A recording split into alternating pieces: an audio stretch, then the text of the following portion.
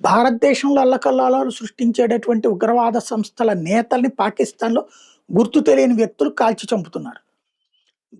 పాకిస్తాన్‌లో మనం ఏ ఉగ్రవాదాన్ని పెంచట్లేదు. కాబట్టి వాళ్ళు ఇక్కడికొచ్చి మనల్ని ఎవరినో టార్గెట్ చేయక్కర్లేదు. కానీ ఇక్కడ ఉన్నటువంటి ఆర్ఎస్ఎస్ కార్యాలయాలు పేల్చేయడానికి మొన్న పెట్రోల్ బాంబులతో ప్రయత్నించింది చూసాం. అట్లాగే దాడులు చేసే ప్రయత్నాలు చూసాం.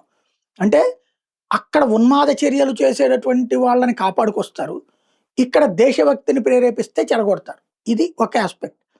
రెండోదొచ్చేటప్పటికి పాకిస్తాన్‌లో ఇప్పుడు ఏం చేయాలో అర్థం గాక హిందూ నేతల్ని కాల్చి చంపి, గుర్తు తెలియని వ్యక్తులు కాల్చి చంపారనేటటువంటి ప్రొజెక్షన్ తెర మీదకి తీసుకొస్తున్నారు గత వారం 10 రోజుల నుంచి. తాజాగా డాక్టర్ ఆకాష్ కుమార్ 28 ఏళ్ళు హిందూ డాక్టర్ జేపీఎంసీలో పనిచేస్తున్నారు. ఆయన్ని కరాచీలో కాల్చి చంపారు క్లిఫ్టన్ ప్రాంతంలో. ఎవరనేది తెలియలేదు.